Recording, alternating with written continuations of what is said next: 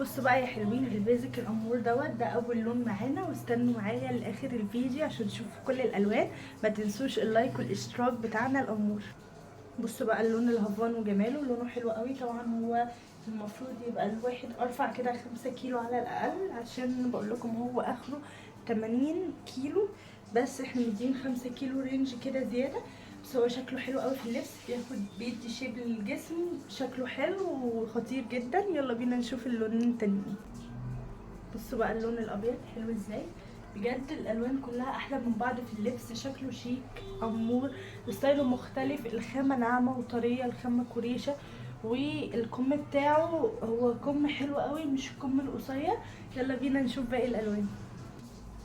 بصوا بقى اللون البيج رقيق قد ايه، بجد خطير في اللبس. طوله مناسب يا جماعه، عشان اللي بيسأل على الطول اهو، الطول على الطبيعه، مش القصير الرخم، لا هو طوله مناسب حلو مريح فيه وسع اهو. بس برضو ستيل اقول ان هو لازم يكون ارفع 5 كيلو على الاقل.